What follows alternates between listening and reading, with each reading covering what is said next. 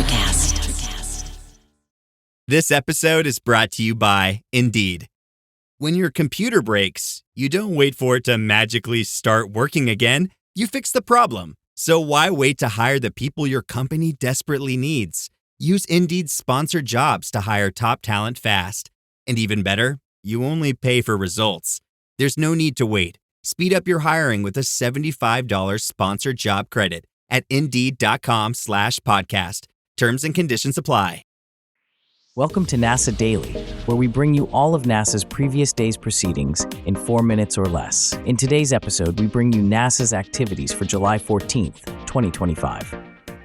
Today, NASA's live coverage is underway as the fourth private astronaut mission, Axiom Mission 4, begins its journey home from the International Space Station. The SpaceX Dragon spacecraft, carrying astronauts Peggy Whitson, Shubhanshu Shukla from India, Sławosz Uznański-Wiśniewski of Poland, and Tibor Kapu of Hungary, undocked from the station's Harmony module at 7:15 a.m. Eastern Time. The crew spent 20 days in orbit conducting over 60 scientific experiments. Onboard Dragon are more than 580 pounds of cargo, including NASA hardware and research data. Splashdown off the coast of California is targeted for July 15th. While NASA coverage concluded shortly after undocking, Axiom Space will resume coverage of re-entry and landing. Meanwhile, NASA spotlighted Teresa Sindelar, Chief Training Officer at Johnson Space Center, who received a 2025 Spaceflight Awareness Award for her leadership in astronaut and flight controller training.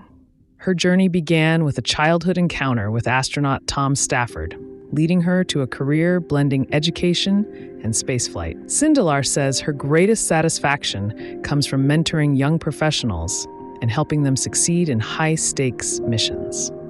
In Alaska, NASA is advancing snow science by combining satellite radar data with local observations. Through a partnership with SnowX, MUREP, and the GLOBE program, students in Delta Junction have contributed research on snow water equivalent, with support from scientists and the Alaska Satellite Facility. The next phase includes working with native communities like the Healy Lake Tribe, whose knowledge will deepen the understanding of Arctic snow dynamics. And at NASA's Glenn Research Center in Cleveland, the Glenn Extreme Environments Rig, or GEAR, continues testing technologies under simulated planetary conditions, including the surface of Venus.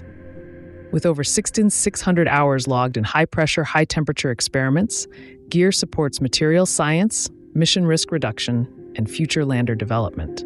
Its smaller counterpart, Mini-GEAR, offers quicker, cost-effective testing. Together, they represent NASA's commitment to innovation in the harshest environments. Finally, NASA marked 10 years since the New Horizons flyby of Pluto by releasing a refined, natural color image of the dwarf planet. Captured in 2015, the image shows Pluto's icy heart, Sputnik Planitia, in colors close to what the human eye would see, a lasting reminder of how far we've come in exploring the outer reaches of our solar system. Those were the key activities for NASA on July 14th, 2025. Subscribe to receive daily or rate or review so others can find us as well. Thanks for tuning into NASA Daily. This has been an ElectraCast Media production. Executive producers are Mark Netter and Peter Rafelson.